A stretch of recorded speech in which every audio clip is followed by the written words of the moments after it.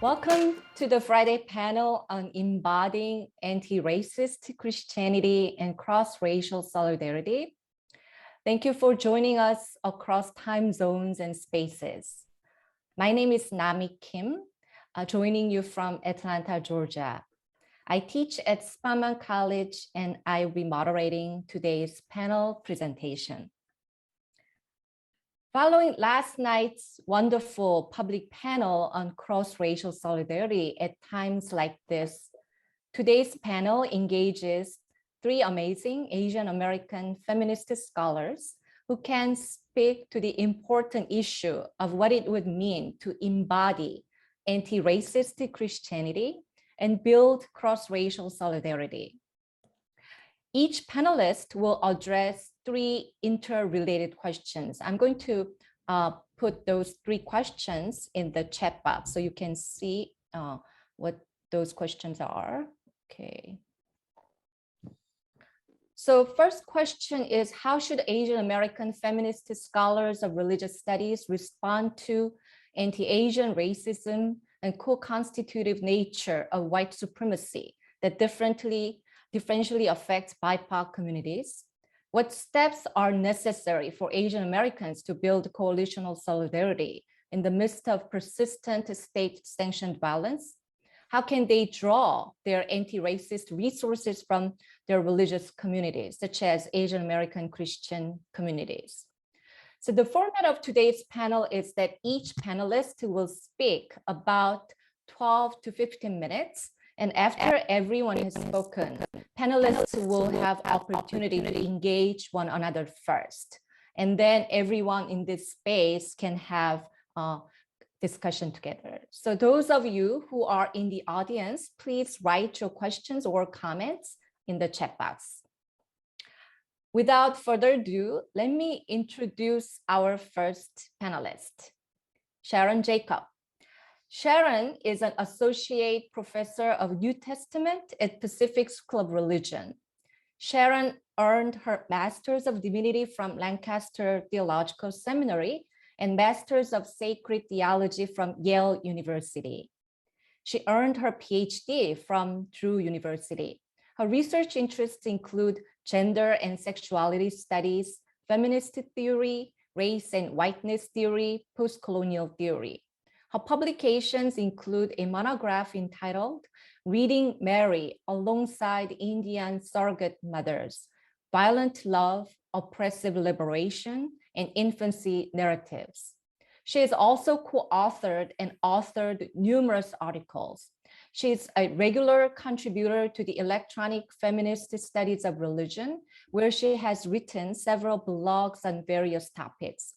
In addition, she has also authored blogs on topics of whiteness and white supremacy and caste supremacy in the Indian context. Some of her latest works include White Incredulity and Why It Matters, Distrust, Disbelief, and the Immigrant Experience, and Not Loved Back, George Floyd and Roy Mullah, Race, Caste, and Their Intersections. Please welcome Sharon. Thank you, Dr. Kim, and I'm so happy to be here with you all. And for this panel, I will be presenting an article that I'm actually working with the Sisters of Panadam that they're co-editing around anti-Blackness and the ways in which it intersects with contexts like South Asian immigrant populations. So I'm sharing my screen here. Oh, wait, hold on. I have to share it first. Here we go.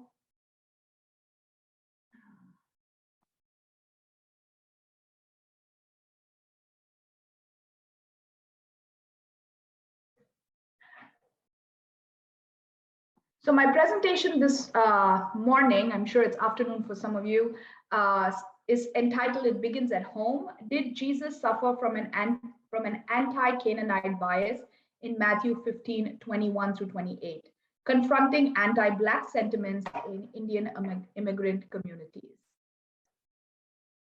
The intersection of race and caste is pertinent in conversations of anti-Blackness in Indian communities. The Aryan and Dravidian divide in India is intensified when lines along religion, language, class, caste, and geography create stringent binaries. Color maps onto the Color maps onto the Aryan and Dravidian binary and constructs a myth of supremacy that deepens the black and white chasm in the post-colonial Indian context. Aryans are often depicted as North Indian with fair skin and therefore superior. Dravidians are coming from South India, have darker skin, and are seen as inferior.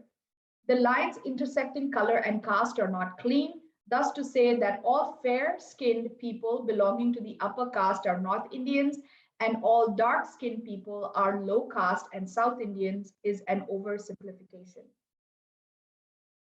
Similar tropes around anti-Blackness are also seen in Bollywood movies. In the 2014 movie Fashion, the actress Priyanka Chopra plays a character of a model who realizes she has hit rock bottom after she has an alcohol and drug-infused one-night stand with a black man.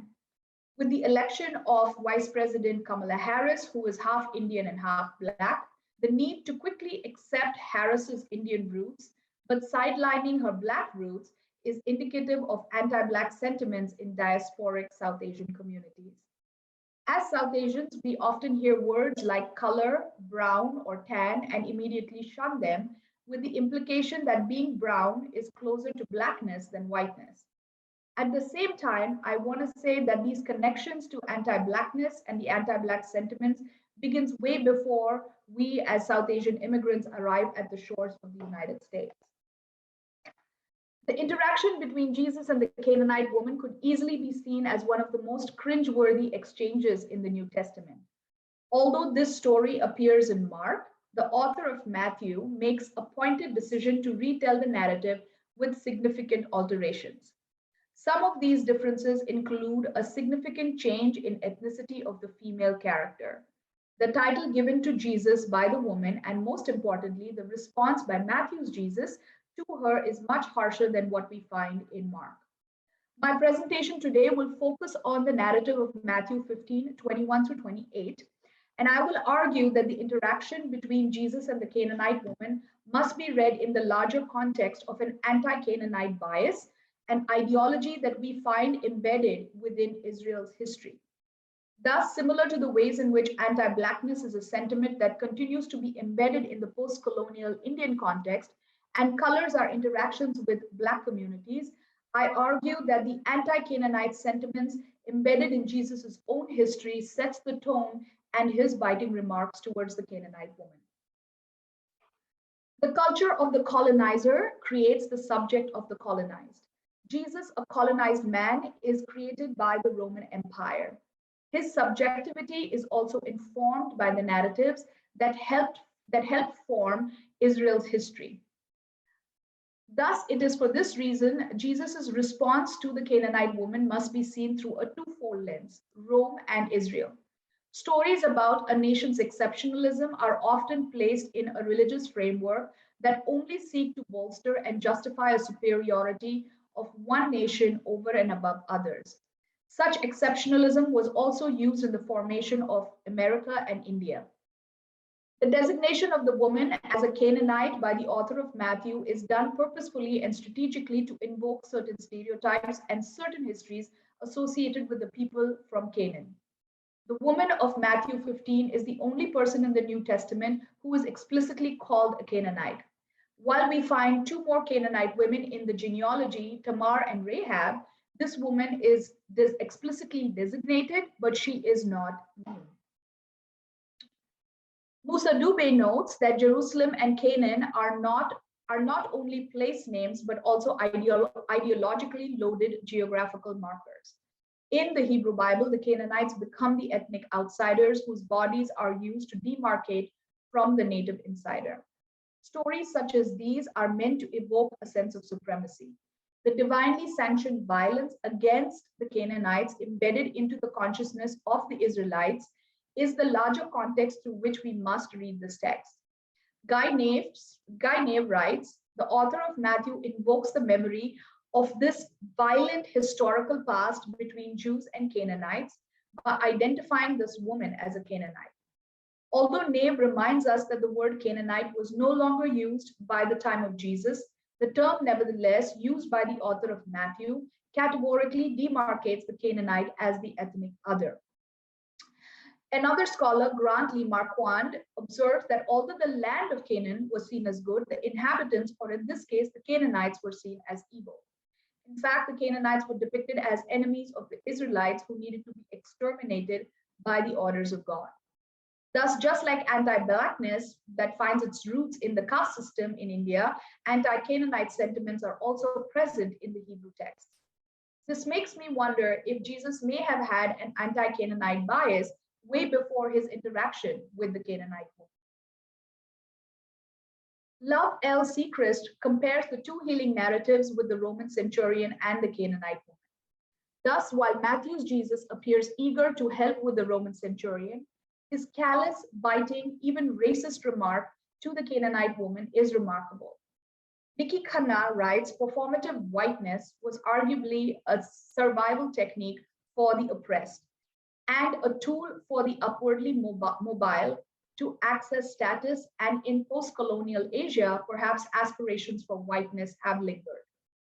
Could we then argue that Matthew's Jesus, similar to performative whiteness, behaves in this text in a way that is performative of his Romanness? The interaction between the Canaanite woman and Jesus is a haunting reminder of Jesus's own colonial history. The Canaanite woman's response to Jesus is often read as that aha moment where her witty and quick responses, resisting Jesus's insults, earn her daughter's healing.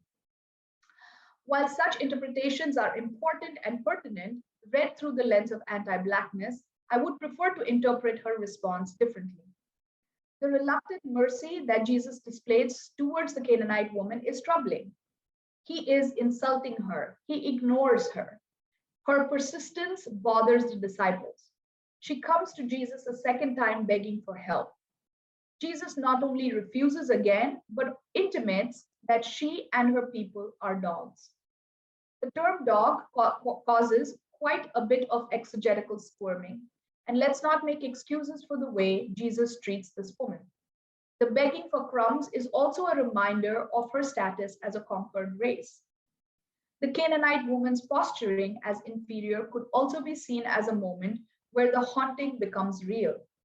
She reminds Jesus that his insult to liken her and her people to animals invokes the ways in which the Israelite people in their own history killed and destroyed the Canaanites.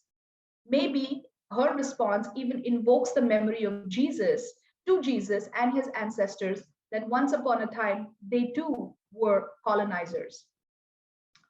Although the text never tells us, her response makes us as readers flinch on behalf of Jesus.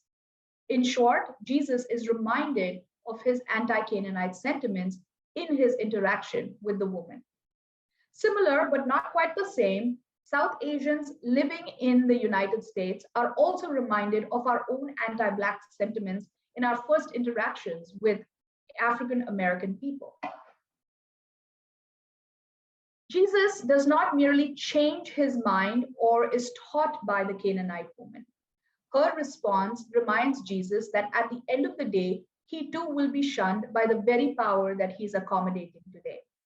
He is reminded that colonized folks are vulnerable and subjected to behave in ways that duplicate behaviors of the colonizers. That we have in our systems inhabited, inherited, and incorporated supremacist behaviors in our own narratives. The Canaanite woman reminds Jesus of his own supremacy and challenges him to recognize his privilege that is afforded to him by his gender and his race. Similarly, those of us who are immigrants from South Asian contexts may be quick to use the race card when it benefits our cause, but remain quiet when conversations revolve around anti-Black violence and anti-Blackness. And sometimes we too need to be reminded of our own complicity and accommodation with white supremacy. In this narrative, Jesus may have called the Canaanite woman a dog, but her response reminds Jesus that ultimately, under the eyes of the empire, Jesus too is a dog, that he and his community, like the Canaanite woman will also be subjected to eat the crumbs that fall from the table of the empire. While the text in Matthew tells us that at the end of the day, Jesus healed the Canaanite woman's daughter and exorcised her of the spirit, I would like to argue that in fact it is the Canaanite woman's retort back to Jesus that makes him snap out of his privilege. She reminds him that at the end of the day, he too, just like a colonized man, will be subjected to eat the crumbs that fall from the table of the empire. Thank you. Thank you so much, Sharon. You raised so many important issues that are pertinent to many of us. So thank you for sharing your perspectives on those questions. Hopefully, we'll have plenty of time to talk about issues related to racial justice and cross-racial solidarity towards the end of the discussion. Okay, let me introduce our second speaker, panelist, Yuki Schwartz. Yuki is an assistant professor of constructive and political theologies at Claremont School of Theology and a current Louisville Institute postdoctoral scholar and an ordained minister in the United Church of Christ. They are currently researching shame, melancholy, and other aspects of oppression and their relationships to coloniality and decoloniality, and Asian and Asian American identity, history, and theologies as they appear in graphic narratives. Yuki, the floor is yours. Thank you, Dr. Kim. Thank you, everyone, for being here today. For our project on anti-racist Asian American Christianity and cross-racial solidarities that I've been writing with other Pan-Autumn sisters, I've been working on an essay about the different sources that have helped lead me to different coalitional solidarities to contest and resist racism and settler colonialism as a person who inhabits, performs, and receives privileges and marginalizations from a multitude of identities and identifications and community memberships. In particular, I am reflecting on theological sources which concern me, especially as a theologian working as a scholar and a Christian pastor. And by theological, I refer both to the institutionalized discourses that undergird doctrinal or canonical statements of former Christian communities and the power and meaning of these concepts as they were created and developed within, across, through, and against communal, state, and ecclesiological systems that came out of human relationships, both within and without religious frameworks. I'm especially concerned about the ways in which theologians and scholars concerned with religious life can create and share theological meaning about the power and pain that our communities experience as we navigate the complexities of our allegiances and our solidarities within the matrix of US white imperial capitalism that makes and breaks us individually and collectively. In this process, I find myself repeatedly returning to the issue of imagination and the specific sources that shaped my imagination, both toward compliance with and also in resistance against white supremacist settler colonialism. Imagination is not a neutral or pure wellspring of creative thinking or dreaming that exists disconnected from social and political worlds that a person is embedded with, but as Heike Peckrun notes, imagination is an embodied process shaped through perceptions, senses, and material experience that form as the body moves through the world in relation to other bodies and other systems, and the systems that discipline and support those bodies. To also paraphrase Walter Magnolo's argument on decolonial thinking, bodies are where they do and think, but also where they imagine. That is, they experience world systems where meanings are made for them and about them before they arrived, classifying and shaping those bodies and in imaginations that they are produced out of, but in proximity and closeness with lands and bodies that exist within and shape those world systems. And as Willie James Jennings writes, systems and institutions that were formed under, support, and defend white supremacy, settler colonialism, and global imperialism create and enact a diseased social imagination that prevents inhabitants of that society from being able to imagine the world and the people in them outside of those structures, or cause them to lack the ability to recognize experience of people who are living outside of or resistance to in those structures and deem them as untrue or invalid. However, individual and collective imaginations are not only passive receptors of information and narratives that they sense, perceive, and experience, but imaginations can participate toward the work of changing those world systems as they change themselves. I have in particular been reflecting on Dr. Kwok Kwilan's description of post-colonial imagination, specifically in regard to the ways in which imagination aids in the discernment of wrongness in the world, as well as in the active search for new meanings, new patterns to interpret the world in which to live, sense, act, and receive. Dr. Kwok writes, quote, "Without the power of imagination, we cannot envision a different past, present, and future. Without interrogating the mind's eye or mind's eye, we are left without alternative perspectives to see reality and to chart where we may be going. For what we cannot imagine, we cannot live into and struggle for," end quote. This process of post-colonial imagination is not a linear plan toward universal shifts in either imagination or embodied systems that they rest and resist within, but acknowledges that imaginations are continuously shaped through fraught and contingent encounters, relationships, and negotiations that take place within cracks, fissures, and hybrid spaces as histories become complicated by the presence of bodies and lives that have been ignored and which are placed alongside those that have been centered and force mutual and multiple recognitions of differences of power that cannot be resolved easily or cleanly. So my starting point for how I might respond to anti-Asian racism and settler colonialism begins in my imagination and in the role that Asian American embodiments and identifications have played in the shaping of my theological imagination under systems of settler colonialism, racism, and also in resisting them.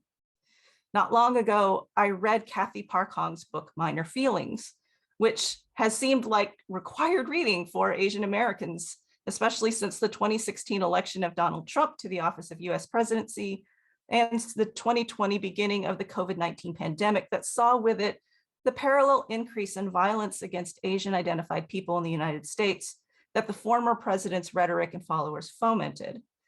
Park Hong describes a similar commingling of systems and imagination that affects Asian American subjectivity that, as described by Jennings, is defined solely through white imperial frameworks and leads to a Manichaean choice between a capitalist assimilation contingent upon demonizing other marginalized communities, or a permanent exclusion that leads to joining other marginalized communities in physical, mental, and economic precarity. Park Hong names the model minority dilemma as a purgatorial space of minor feelings, the racialized range of emotions that are, quote, negative, dysphoric, and therefore untelegenic, built from the sediments of everyday racial experience and the irritant of having one's perceptions of reality constantly questioned or dismissed, end quote. Minor feelings include embodied affects such as shame, melancholy, irritation, belligerence, and depression, arising not because of major changes, but structural or systemic inertia that prevents any life-giving or significant personal, political, or social transformation from happening. They are cumulative, ongoing, contradictory, and unresolvable, all of which are unwelcome or disruptive within social and institution contexts that demand purity, binaries, or satisfying resolutions. Although minor feelings can seem to be part of the mechanism that keeps Asian Americans and other assimilated minoritized people within the static model minority position created by white imperialist capitalism, Park Hong indicates that they can also lead individuals or communities to recognize and reflect upon the individual or community histories, complex contexts, or political affiliations that caused them, a process that could create a pathway for shifting or sharing the long-term work of dismantling the systemic binds of assimilation and participation in white imperial capitalism.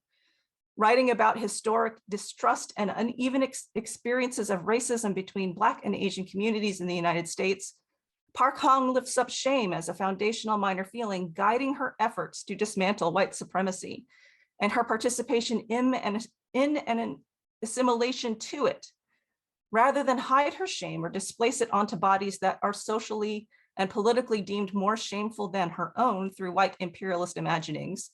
Park Hong allows shame to guide her through the recognition of an unsettling reality that is held multiply across bodies, relationships, and polities. To dwell in minor feelings means daring to upset or disrupt white imperial contentment by bearing witness and testifying to the violence that white imperial capitalism inflicts unevenly across different marginalized communities. Dwelling in these spaces also provides for stretching, shaping, and affecting theological imagination, allowing their affective power to guide me toward recognition of this unsettling reality that is multiply held across bodies, relationships, and polities. As an avenue for exploring minor feelings and the role that they play in shaping theological imagination, I am currently following a suggestion that Park Hong makes in the book. Because of their unsettled, continuing, and unresolvable nature, Park Hong argues that minor feelings appear in literature and works that themselves are unsettled, continuing, and unresolvable, such as serial poems and graphic narratives, such as comic books and graphic novels, as these forms of expression and communication disrupt traditional linear forms of communication, resting within inarticulateness and intersubjectivity as models for conveying information. I am currently examining comics and graphic novels, and in particular, graphic novels that focus on different Asian American superheroes.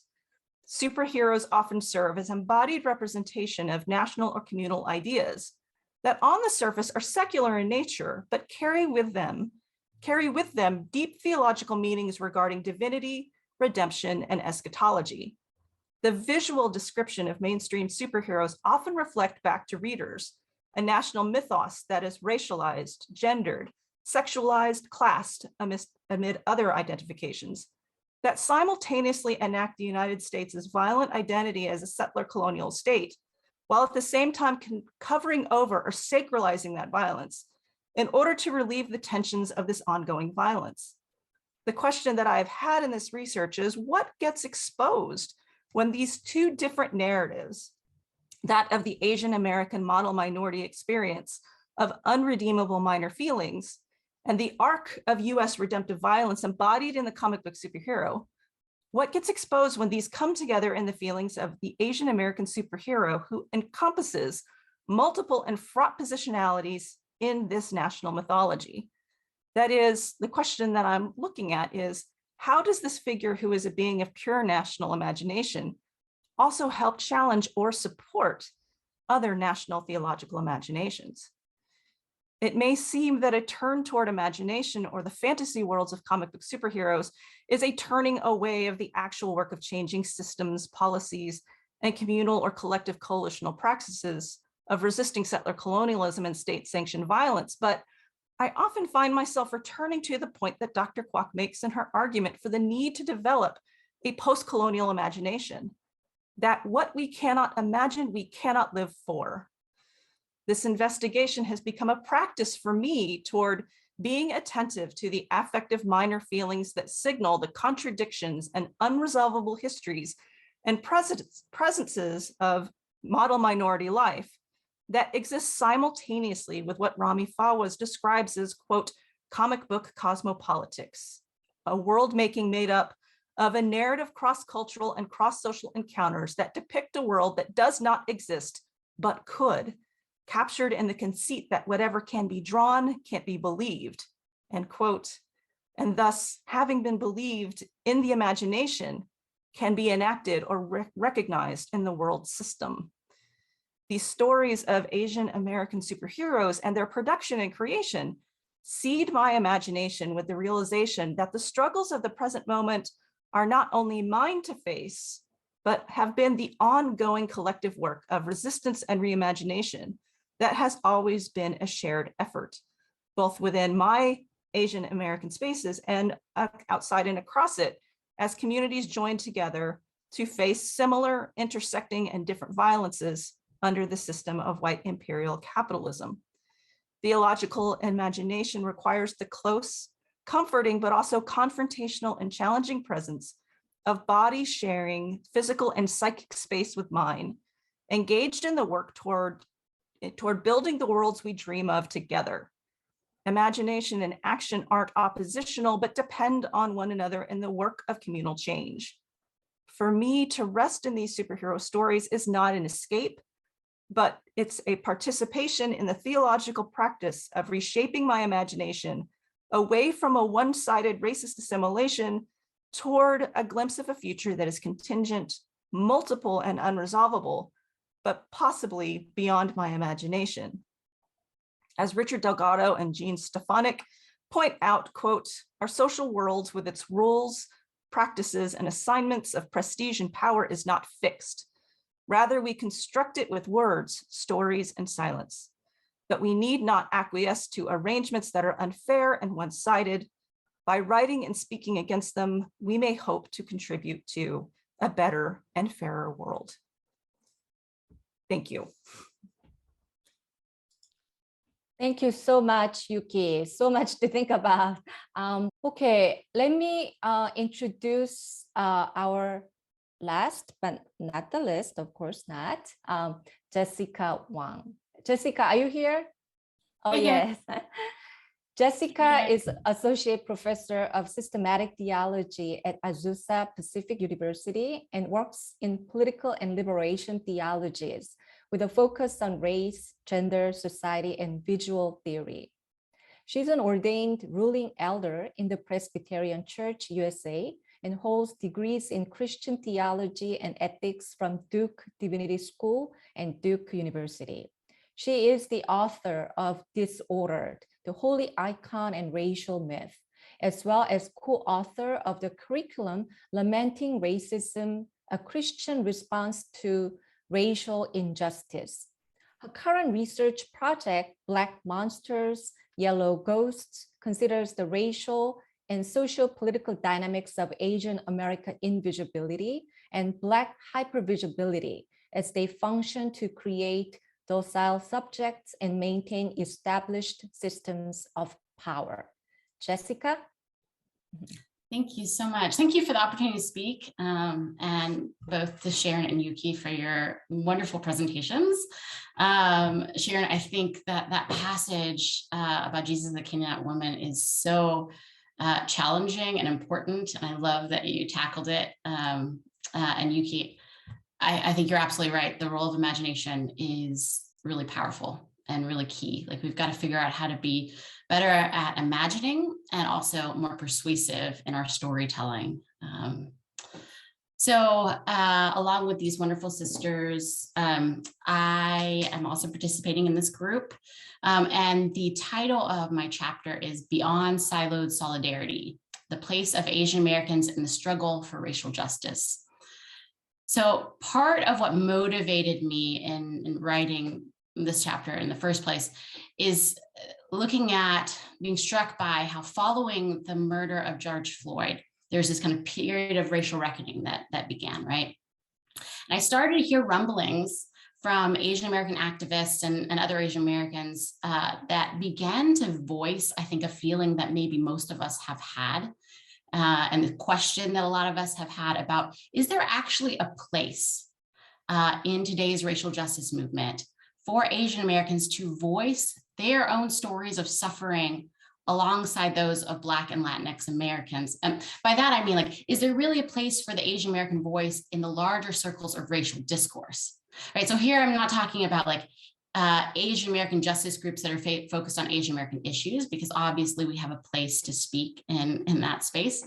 But really the question of, like, for Asian Americans wanting to participate in that larger discourse of race in the United States, is there a substantive place for us? So the conclusion, I'll start with the conclusion I came to. The conclusion I came to is that while racial justice circles, many of them we're fighting against the established racial order, in many ways, there's this kind of tendency to reiterate the very logic, the kind of logic of race that we're fighting against.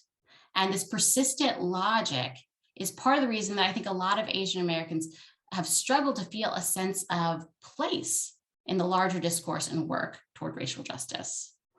And we'll get more into like what I mean by that kind of struggle with a sense of place. But I want to start out just by talking a little bit about what is the logic of race, right? I think by and large, the logic of race is characterized by a real focus and almost obsession with purity, right? Avoiding contamination, a fear of contamination. And because of that, a very rigid kind of boundary setting. Like we need to be able to determine who's in and who's out, right? And so a lot of fear around like mixed race peoples, that comes from that fear of, well, what if there are people who could pass? What kind of contamination is brought by their presence, right?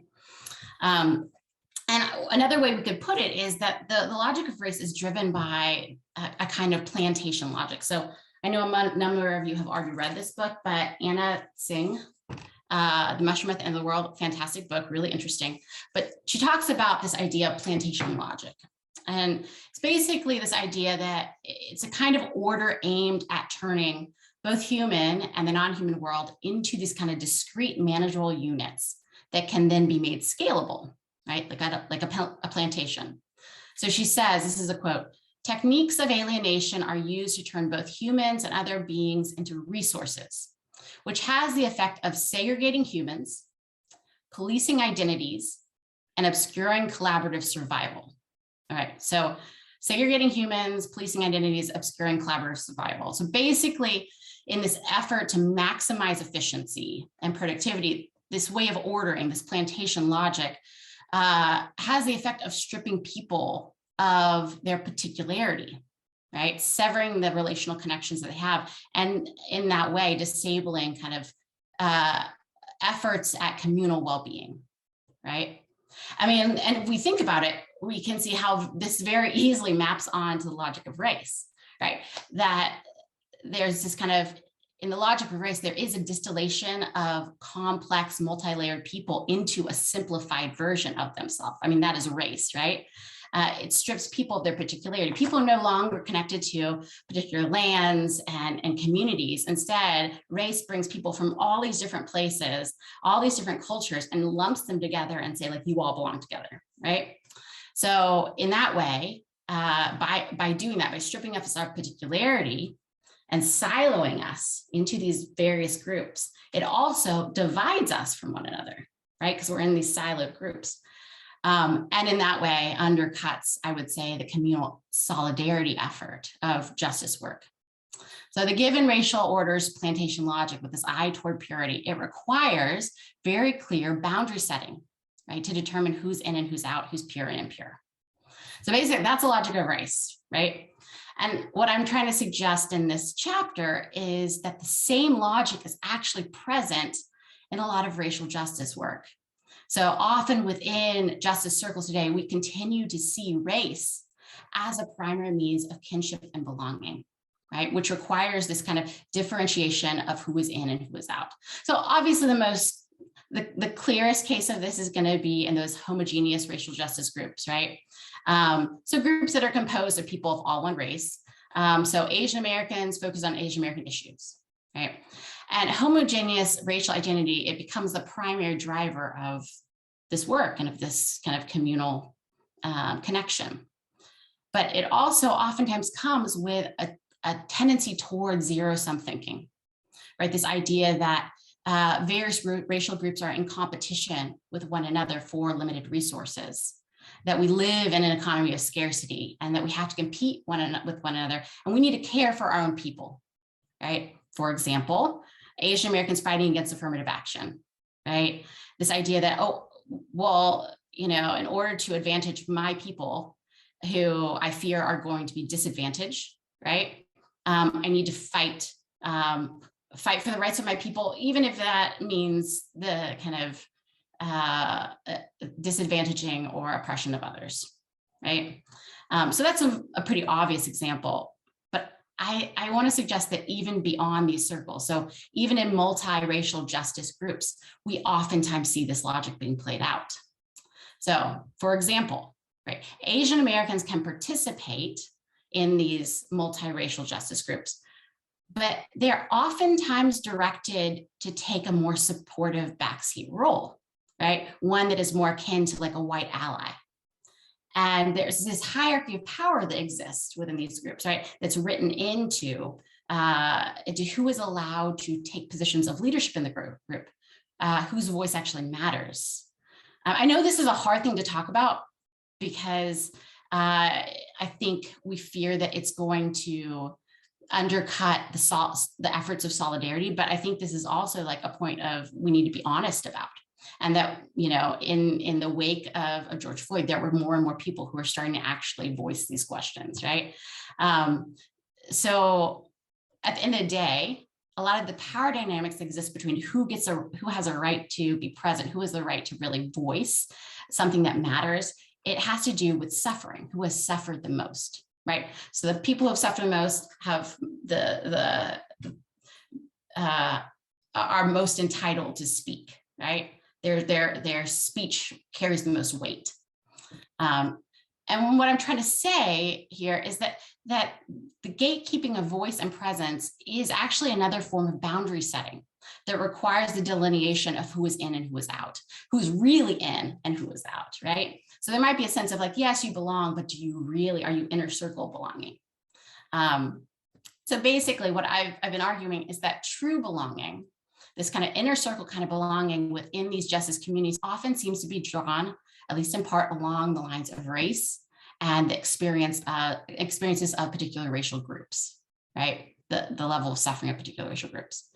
And so while these groups are definitely fighting against the problematic system of race, they are also in certain ways beholden to it as a result are manifesting some of the same characteristics as the very logic of race. Right. And I think as Christians, right, we need to step back and ask ourselves, like, what is God actually calling us to? And I'd like to suggest that God is actually calling us into a very different order, right? So the logic of race is one thing, and insofar as we are still very much entrenched in the logic of race, even in our anti-racist work, right, that we are reiterating the same problem, but that God is calling us into something entirely different. And that the economy of God, right, the order of God actually stands over against the racial order. And it is this divine order that our justice communities are actually being called to live into, right? So what does this look like? So we can talk about it through a number of avenues. I think we can talk about it through the life of Jesus. We can talk about it through the body of Christ. But for today, I'd like for us to focus on the Holy Spirit, right? As Christians, we have to pay attention to the transgressive nature of the Spirit. And we don't oftentimes talk about that, right? We talk about the Spirit's binding, but the transgressive, the truly, if we're honest, disturbingly transgressive nature of the Spirit, right, is very clear in Scripture, but I think we jump over it so often, right? The Spirit is something, it's always expanding outward, always expanding toward others, towards those who are different, towards those who are unexpected, towards those we may or may not really want to associate with, right? If you think of Pentecost, for example, the Pentecost in this moment, right, this inclusion of all these people, different languages, different nations, right? And the Spirit is kind of expanding and exploding in this unexpected way. And this is not only something that the Spirit does, but this is also something that we are being called to. So we see this in the way that the Spirit calls and directs the disciples outward into the world. But we also see this in the way that Peter is confronted with the vision. If you guys remember this, right? In Acts, the vision of the sheet being lowered down in front of him, and it's full of all these unclean foods, right? And 3 times this sheet gets lowered down in front of Peter and is told to take and eat. And Peter says, no, right? Those foods are unclean, right? Because he's following this proper order, the order that he thought, like, this is God's order, right?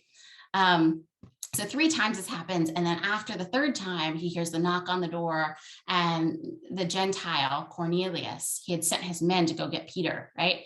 And the Spirit directs Peter to go with them. And Peter goes with them. And as he enters Cornelius's house, he says to them, You yourselves know that it is unlawful for a Jew to associate or to visit a Gentile. But God has shown me that I should not call anyone profane or unclean. Right? So the Spirit's movement is one of productive contamination. This is another word that comes from Anna Singh. This productive contamination, right? This pushing us into spaces and connecting people that we're not supposed to connect according to plantation logic, right? So the idea that is not through plantation purity, but through the precarity and contamination through precarity and contamination that survival is actually possible. And more importantly, that something new can be created. So Singh writes, precarity is the condition of being vulnerable to others. Unpredictable encounters transform us. We are not in control even of ourselves. We are thrown into shifting assemblages, which remakes us as well as our others. Let me read that again.